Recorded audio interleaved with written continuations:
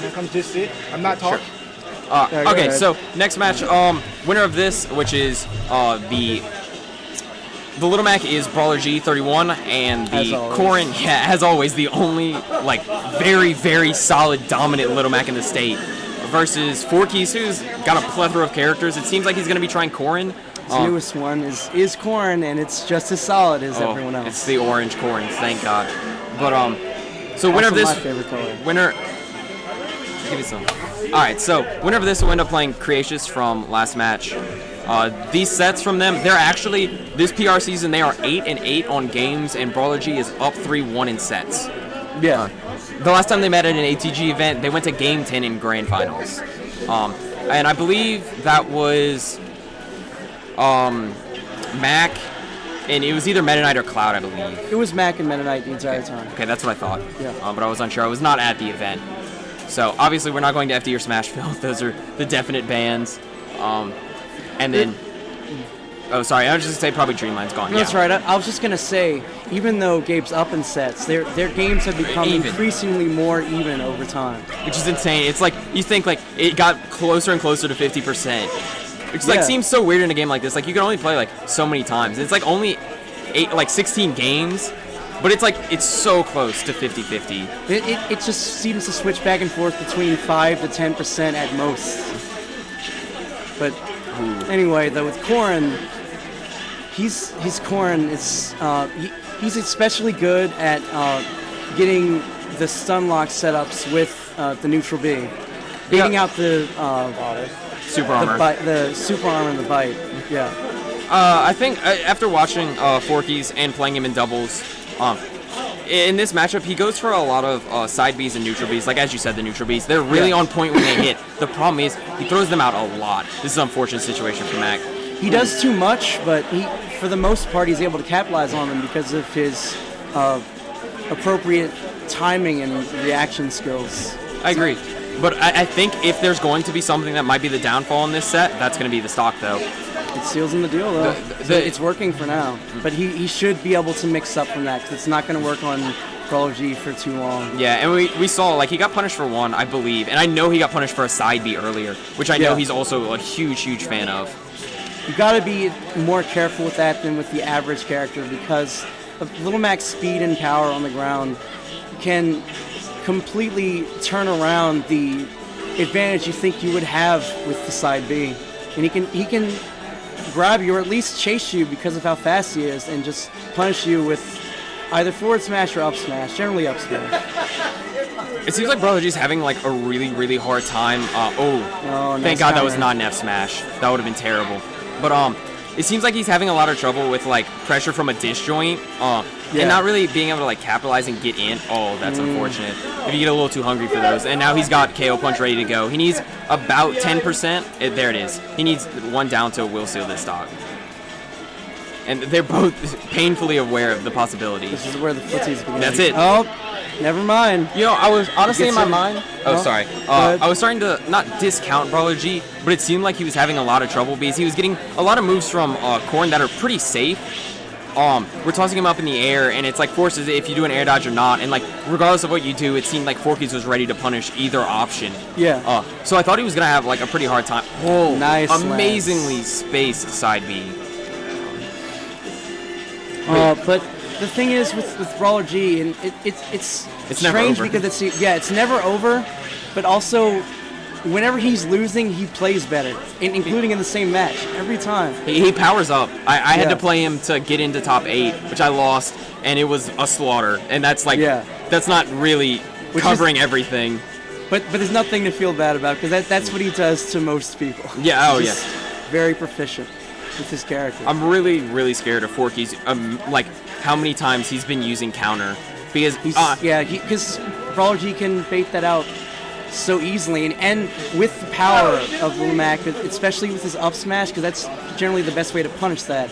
He could just sit there and charge, and he's dead. And it's important to note that Gabe doesn't, or BrawlerG doesn't care if he hits a down tilt and he waits for a counter because his neutral is like some of the best in the game. That'll be the stock. Amazing kill setup that works for a really long time. But as I was saying, what was I saying? Oh, he doesn't mind not confirming something off of a down tilt, like at a high percent at like 80, because he's got such an amazing neutral, and I won't say Corrin has a bad neutral. Like, he has a good neutral, but it's not Little Mac. It's slower than Little Max. That's the biggest difference. And there's no super armor yeah, in his no neutral. Super armor. Yeah, very true.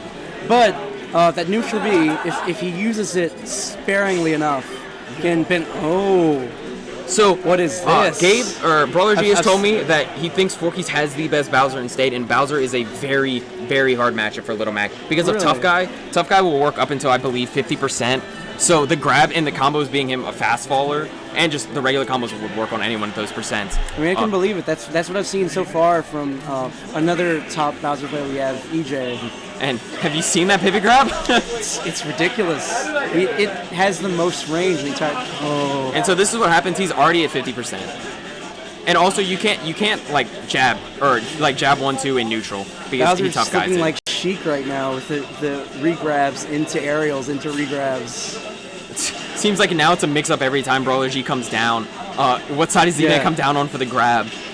That's pretty much what you have to look for in this matchup. Because it's if he fast falls, it's also that happens in the matchup. If Fire Breath ever hits him, he's dead. I think that might have been a misinput on the KO punch. Regardless, though, it's the end of his stock. And I'm not entirely sure about the DI, but it seems strong enough because sometimes it'll lag like that. Oh, nice down smash coverage. Oh, he was able to find the moment. There's that small window in between the first and second punch that you can recover. Yeah, I hope that Forkies realized that the different thing that happened on that recovery than the other ones was that he went lower. So he caught kind of at like the apex. That's really bad option. That wasn't worth it. It's just way too laggy. He went way lower, so he wasn't as exposed to that hitbox from the down smash. So I hope he like takes note of that if he wants to win this set. Yeah, definitely. But it works as a mix-up in the air if he's not expecting it. Bowser's heavy enough. Down tilt at this point will end his life. Oh, BrawlerG just inputting it, hoping that it was going to work. Yeah, that is death. Way too much bait, and he got punished for it. Yeah, in the result of his stock. And this is not doable by Little Mac because of course not. By taking this stock, he'll earn the most likely earn the KO punch again. And it just leads into that situation again. But he's been, as we saw, he's playing really antsy, it seems. Like, he's like, I'm just going to hope this hits. He doesn't look comfortable with the matchup because anytime he tries to get his legs, he just keeps getting taken off guard.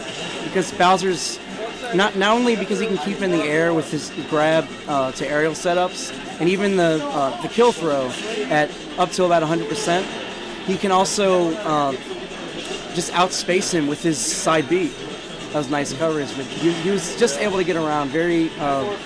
You see, every time he's going lower, he hasn't been hit. Yeah, that's exactly the way you get around it.